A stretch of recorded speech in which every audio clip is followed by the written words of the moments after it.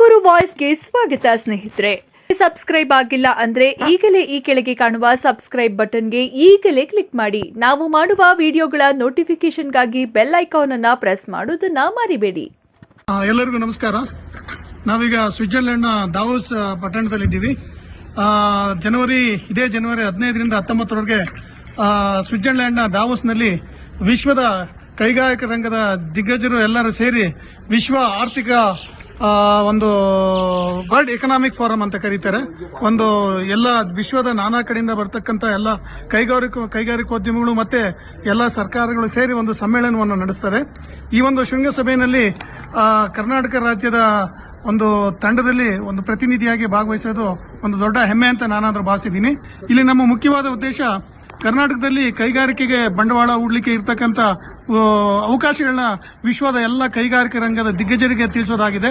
ಇಲ್ಲಿ ಸುಮಾರು 35ರಿಂದ 40 ಸಭೆಗಳನ್ನ ನಾವು ನಮ್ಮ ತಂಡದಲ್ಲಿ B2G ಅಂದ್ರೆ ಬಿಸಿನೆಸ್ ಟು ಗವರ್ಮೆಂಟ್ ಸಭೆಗಳನ್ನ ನಾವು ನಡೆಸ್ತಾ ಇದೀವಿ. ಹಾಗಾಗಿ ಇಂಥ ಒಂದು ಮಂಜಿನ ನಗರಿಯಲ್ಲಿ ಇದೊಂದು ಕೈಲಾಸವೇ ಧರೆಗಿಳಿದಿದೆಯೇನೋ ಅಂತ ಅನ್ನಿಸ್ತಾ ಇದೆ.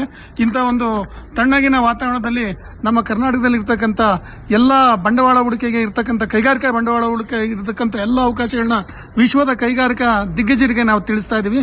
ಇದೇ ರೀತಿಯಲ್ಲಿ ಭಾರತದಿಂದ 5 ರಾಜ್ಯಗಳಿಂದ ಇಲ್ಲಿ ಭಾಗವಹಿಸಿದ್ದಾರೆ.